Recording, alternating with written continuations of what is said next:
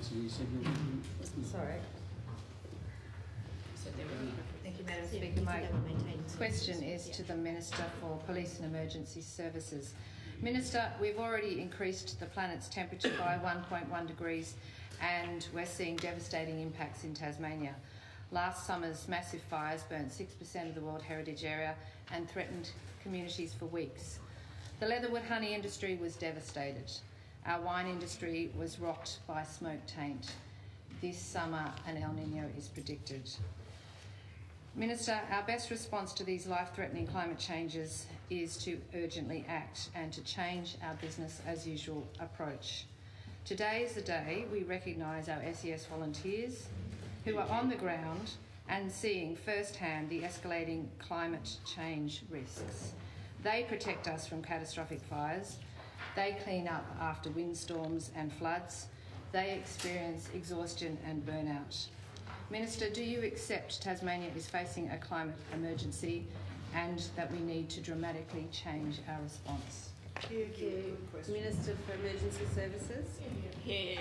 Thanks a lot, Madam Speaker, and thank you, Dr Woodruff, for the question. The government has already outlined a very strong response to the previous question that's been posed by Ms O'Connor to the Premier. The government takes climate change very seriously. In fact, while there are national policy debates and responses at a state level, we know that we can act in a way that protects our state's interest and ensures that we're best prepared for the future. I'll have to commend at this point you to our Minister for the Environment, Ms Archer, who has put together a comprehensive response and an action plan which your party continues to deny is in existence. It's a strong response and it's practical. In my portfolio of police, fire and emergency management, I would draw your attention specifically to the very excellent work that our agency is doing to protect the state from future bushfire risk, for example. And in fact, our nation-leading fuel reduction program is all about a risk-based approach and tenure-blind approach so that we are actually reducing every year the risk of our state to bushfire, including the increased elevated risk due to climate change. I'm still waiting for the Greens Party to actually say something good about our fuel reduction program, because already in the first 5 years, with more than $70 million of investment directly going onto the land. Yeah, we did. We supported fuel reduction burns in Cabinet. Minister making those comments. I have stood in this place for the past 4 years talking about the importance of fuel reduction burns and community protection. Right. Thank you. Could you just apologise? No, I won't apologise because I'll stand by the comments. Sorry, I beg your pardon. I won't apologise. Why would I? Well, because I have asked you to do so, and I'm expecting. Well, I apologise. She said she's offended. Well, I apologise. But I won't apologise for criticising the Greens on our differences of policy on fuel reduction. The Greens have consistently opposed measures to protect our state. They talk fuel reduction, but they never back us. They never back us when we need it. Point of order.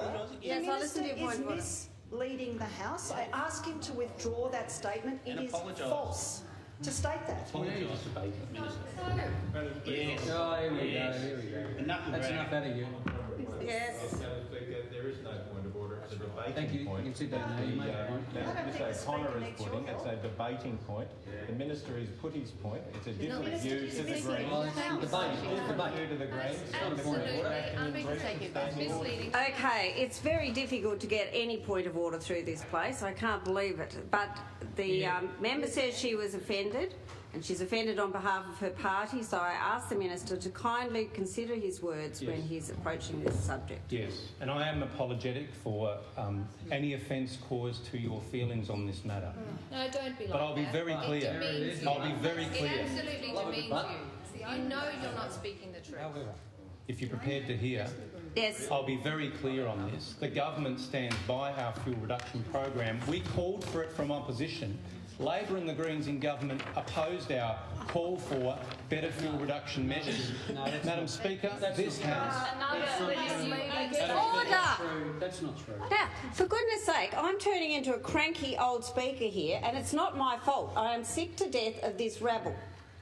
Right? Dad, just calm down and be civilised and respectful to each other.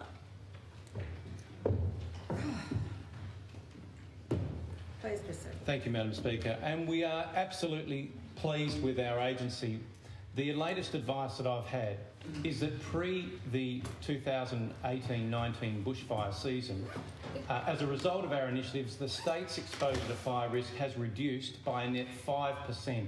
That is an astonishing reduction, and in many communities around Tasmania, because that's a statewide figure, in many localised areas it was double-digit reductions in risk, and it's an entire credit not just to the Tasmanian Fire Service, but also to Parks and Wildlife Service and Sustainable Timbers Tasmania, partnering with local government. Minister, so I want to pay a huge vote of Do respect you to them and thank them for their Tasmania efforts. is in a climate And emergency? I absolutely want to assure the member Was the question. that the government is taking practical steps to protect the state from current and future risks, including that due to climate change. Thank you. I better take Mr Tucker this.